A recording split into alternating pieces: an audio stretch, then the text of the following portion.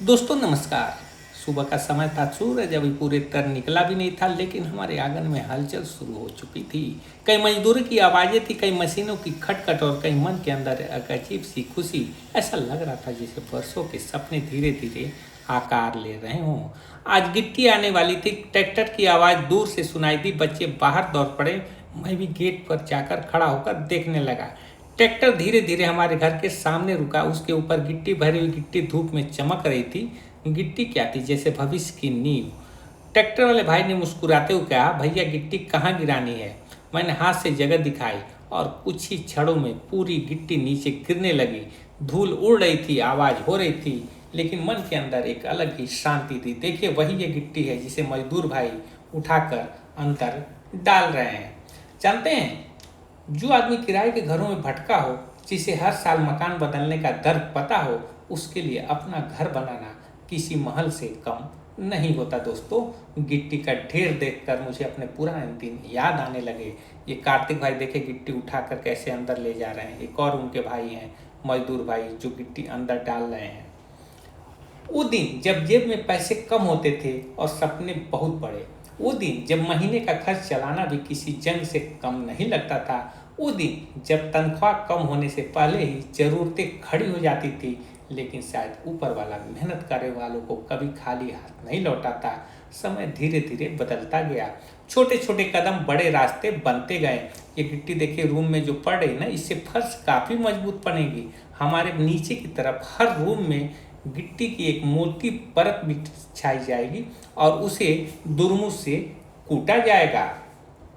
और आज वही रास्ते हमें इस मोड़ तक ले आए जहां हम अपना घर बनवा पा रहे हैं। मजदूर अपना काम कर रहे थे, कोई गिट्टी फैला रहा था, कोई सीमेंट उठा रहा था, कोई सरिया सीधा कर रहा था। और देखिए, इसमें आपको सब वो दिख ही रहा है। मैं उन्हें देख रहा था। मन में एक बार बार आ रही थी, दुनिया में कोई भी काम अकेले नहीं होता। हर ईंट के पीछे किसी मजदूर का पसीना होता है, हर दीवार के पीछे किसी परिवार का सपना होता है, और हर छत के पीछे वर्षों का संघर्ष छुपा होता है।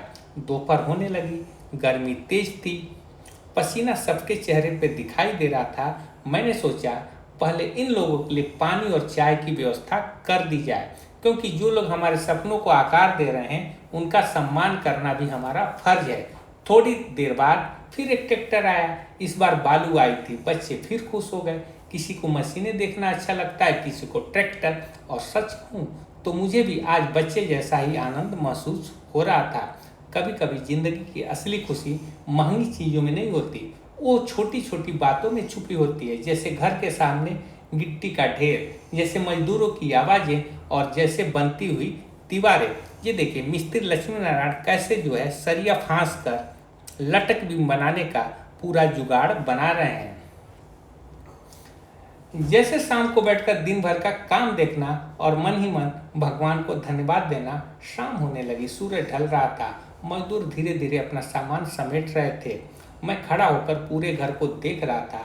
अभी काम बहुत बाकी था।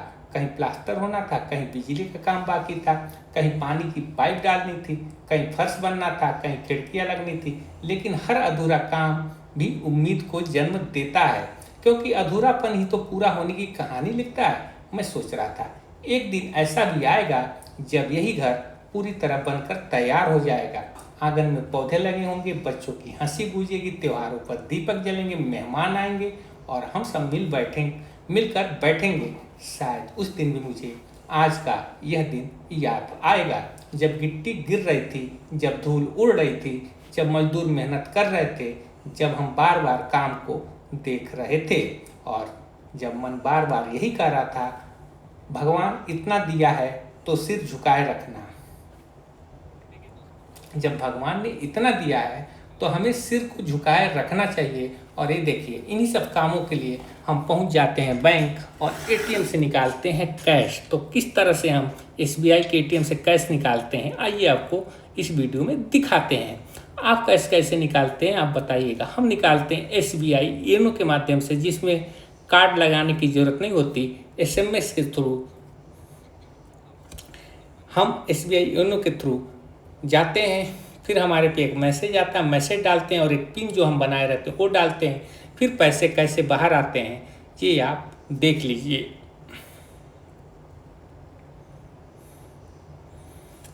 हमने जो ऊपर मोबाइल रखा है उसमें मैसेज आ रहे हैं और इस तरह से हमने ये देखिए पैसे आने वाले हैं।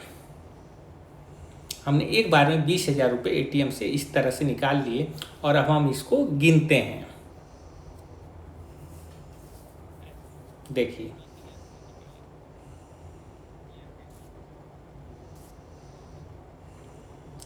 आप कैसे पैसे निकालते हैं, आपका तरीका क्या है चलिए बताएं। और स्कूटर में मैंने चाबी लगाई और चल दिए घर की ओर। तो ये देखिए यहाँ पे SBI का ATM और ये है मेन रोड के किनारे। तो आइए इधर की तरफ हम गाड़ी मोड़ते हैं और आपको आगे का सीन दिखाते हैं। तो मेन रोड पे देखिए गाड़ियाँ सरपट भाग रही हैं और यही बगल में ट्रैक्टर की एजेंसी है छोटी सी, जहाँ पे कुछ ट्रैक्टर नए नए खड़े हैं। यहाँ से हम आगे चलते हैं। मैं हूँ राजेश्वर विश्वकर्मा और आप देख रहे हैं सुविधा नेट ब्लॉग। अगर हमारे ब्लॉग आपको पसंद आते हैं तो आप लाइक ज़रूर करिएगा और वीडियो को अपने दोस्तों मित्रों को भी शेयर कर दीजिएगा और चैनल को सब्सक्राइब करना एकदम मत भूलिएगा। ये देखिए ये जो है CB गंज की वो सड़क जो सीधे रामपुर होते हुए दिल्ली को निकल जाती है। अगर इस सड़क पे आप 200-250 किलोमीटर ऐसे ही चल दिए ना तो सीधे दिल्ली पहुंच जाएंगे भैया। दिल्ली यहाँ से दूर नहीं है। तो ये हमारी इलेक्ट्रिक स्कूटी जो हमें एक बार चार्ज होने में कम से कम 100 किलोमीटर तक ले जाती है। और इस स्कूटी की बैटरी का वीडियो हमने अपने चैनल पर डाला है। कैसे वीडियो हम कैसी बैटरी लगाई, कितने में ख़रीदा, सब कुछ उसमें बताया है। तो आपको स्कूटी की बैटरी बदलवानी हो तो जाके पता कर लीजिएगा। और ये देखिए हमारी रेलिंग तैयार हो गई है और इसे तैयार किया है दानिश भाई और उनकी टीम ने। तो देखिए दानिश भाई खड़े हैं और हर काम को मुस्कुराते हुए बड़े ही सरल अंदाज में कराते हैं।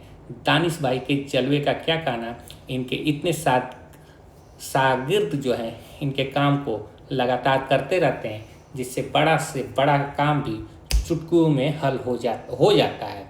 इनके यहाँ कोई भी लोहे का काम आपको कराना है आप करा सकते हैं। और दानिश भाई के दुकान के सामने जो पूरी ज़मीन है ना ये समझिए कि बहुत बड़ी है। यहाँ से आसमान जो दिखता है ना मज़ा ही आ जाता है। और यहाँ देखिए इनका बोर्ड वेक्टर्स के बोर्ड के साथ साथ दानिश भाई का भी बोर्ड लगा हुआ है।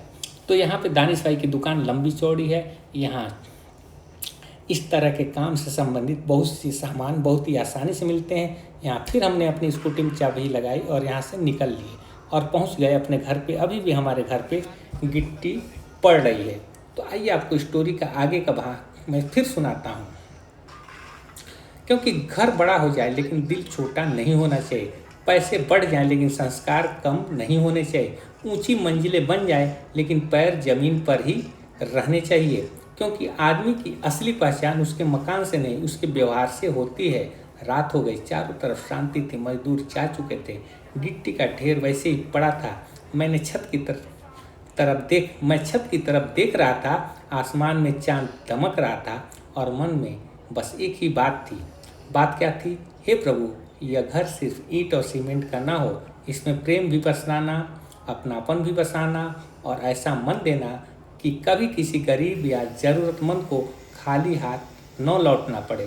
क्योंकि आखिर में घर दीवारों से नहीं बनता, घर बनता है हंसी से, घर बनता है रिश्तों से, घर बनता है त्याग से, घर बनता है संघर्ष से और सबसे ज़्यादा घर बनता है उन सपनों से जिन्हें पूरा करने के लिए इंसान बरसों तक चुपचाप मेहनत करता रहता है।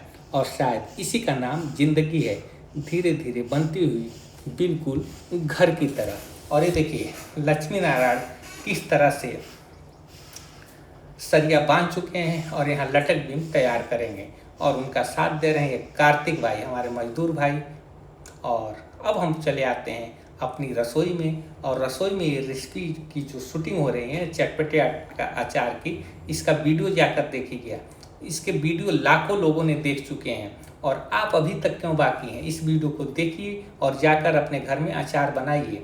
अपने घर की महिलाओं को, बहन बेटियों को अगर अचार सिखाना हो तो इस वीडियो को उन्हें शेयर कर दीजिए और कहिए कि अचार बनाना है तो सुविधा नेट रसोई चैनल पे अचार का वीडियो पड़ा हुआ है, जाकर देखिए। अचार ही क्यों, पकौड़ी, रोटी और भी कई आइटम, खिचड़ी, बिरयानी, जितने भी वेज आइटम हैं सब कुछ हमारे सुविधा नेट रसोई चैनल पे बनाने को आपको सीखने को मिलता है। और साथ ही अगर आप अपना रसोई का चैनल भी चलाना चाहते हैं ना, मतलब रेसिपी का चैनल, तो हमारे वीडियो से जुड़ जाइए। हम ऐसे ऐसे टिप्स इसमें देते रहते हैं कि आप बस ये वीडियो देख लीजिए तो आइडिया आपको मालूम हो जाएगा कि रेसिपी के वीडियो बनते आखिर कैसे हैं। तो देख रहे हैं कैसे बन रहे हैं। फिर इसके ऊपर से वॉइस ओवर जब हो जाता है ना, इस वीडियो को देखिए, ओरिजिनल वीडियो मैंने क्लिप उठाया है। अब इस पर जब मैडम वॉइस ओवर करेंगे, सुविधा नेट रसोई मैडम वाली, तो फिर कैसे उसमें आवाज़ आती है, कैसे वॉइस ओवर होता है, वॉइस ओवर होने के बाद क्या कैसा उसका लुक हो जाता है, ये सब देखने के लिए आप हमारे सुविधा नेट रसोई चैनल पे जाइए, चैनल को सब्सक्राइब कर लीजिए, एकदम फ्री है। और वीडियो को देखिए। देख रहे हैं कितना चटपटा अचार बना है। एक यूट्यूबर है ना, इसी तरह का अचार बनाकर वो अपने चैनल के माध्यम से बेच रहे हैं 600 रुपये किलो के हिसाब से। हमारा अचार कै रुपये किलो के हिसाब से आप लेना चाहेंगे, कमेंट करके बताइएगा। और अगर ये वीडियो आपको अच्छा लगा हो तो वीडियो को एक लाइक तो बनता है दोस्तों, लाइक करके ही जाइएगा। और अपने दोस्तों मित्रों को भी इस वीडियो को शेयर करिए। फिर मिलते हैं अगले वीडियो में, तब तक के लिए जय हिंद, जय भारत।